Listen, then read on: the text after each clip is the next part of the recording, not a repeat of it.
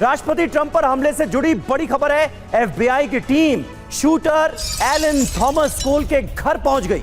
Los Angeles के 2 story मकान में एलन रहता था। घर के सामने 2 कारें और एक स्कूटर पार्क है। कमला हैरिस के कैंपेन के लिए ये डोनेट भी कर चुका था। ये जानकारी सामने आई है, यानी डेमोक्रेट समर्थक इसे माना जा रहा है। पार्ट टाइम टीचर और गेम डेवलपर के तौर पर काम करता था एलन, पता ये भी चला है। तो एक तरफ हमले की तस्वीरें आपको दिखा रहे हैं और दूसरी तरफ जानकारी ये मिल रही है कि अब जांच एजेंसियां हमलावर से जुड़ी सारी जानकारियां खंगालने की कोशिश कर रही हैं और लॉस एंजलिस में जहां एलन थॉमस रहता था वहां पर भी जांच एजेंसियां पहुंची हैं। ये देखिए, ये है हमलावर का वो घर। और फायरिंग का एक और नया वीडियो सामने आ गया है। फायरिंग के बाद कैसे वॉलरूम में भगदड़ मची थी, वो वीडियो हम आपको दिखाने जा रहे हैं। ये देखिए, ये एक और वीडियो जब डायस पर तमाम पूरी कैबिनेट राष्ट्रपति ट्रंप के साथ वहां पर बैठी हुई थी।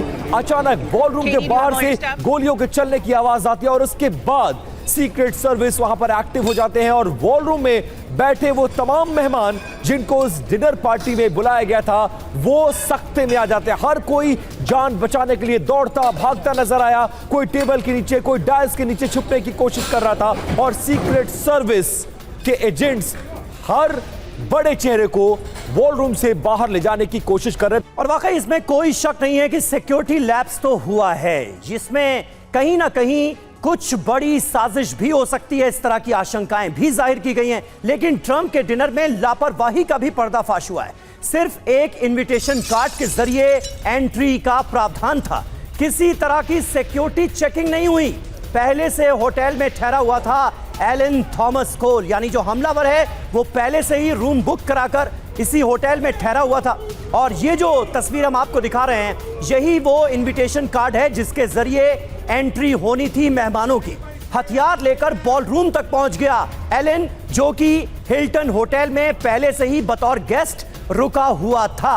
ये वो तस्वीर आपको दिखा रहे हैं इनविटेशन कार्ड की, जिसके जरिए इतने इंपॉर्टेंट प्रोग्राम में जिसमें खुद प्रेसिडेंट ट्रंप हिस्सा ले रहे हैं, इसी इनविटेशन कार्ड के जरिए मेहमानों की एंट्री का प्रावधान किया गया था।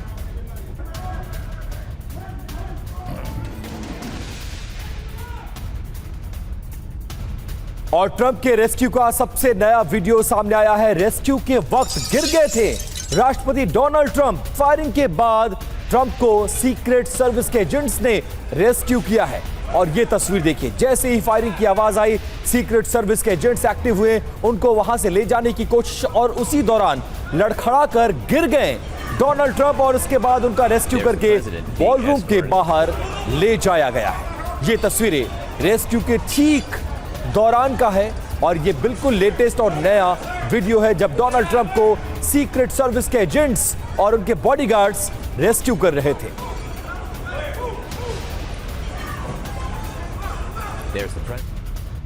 तो पहले वार्ता रद्द होती है और उसके बाद हमला होता है डोनाल्ड ट्रंप की पार्टी में। ये कनेक्शन क्या है, ये भी जानने की कोशिश की जा रही है। और इस बीच गोलीबारी पर ट्रंप का बड़ा बयान आया है। हमलावर बंदूक के साथ दौड़ा, चेक पॉइंट पर हमले की कोशिश की गई।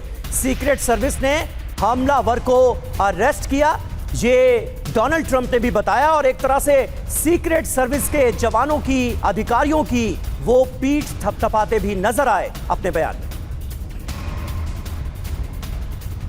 तो देखिए, डोनाल्ड ट्रंप की पार्टी में ऐसे वक्त में हमला हुआ है जब इस्लामाबाद में जो सेकेंड राउंड की वार्ता होनी थी ईरान और अमेरिका के बीच, वो टल गई और उसी के 10 घंटे के भीतर ये बड़ा हमला हो जाता है। तो क्या इस हमले का ईरान से भी कोई कनेक्शन है? इस पर डोनाल्ड ट्रंप ने भी बयान दिया है। ईरान कनेक्शन पर अभी कुछ नहीं कह सकते, जांच के बाद जानकारी मिलेगी। मुझे ईरान जीतने से कोई रोक नहीं सकता, ये कहा है डोनाल्ड ट्रंप ने। इस पूरे मुद्दे को लेकर, हमले को लेकर जब उनसे सवाल पूछे गए, पत्रकारों की तरफ से यह जानने की कोशिश की गई कि कहीं इस हमले का ईरान से कोई कनेक्शन तो नहीं है, तो उस पर डोनाल्ड ट्रंप ने एक पॉलिटिकल बयान भी दिया और कहा कि मुझे ईरान जीतने से कोई रोक नहीं सकता।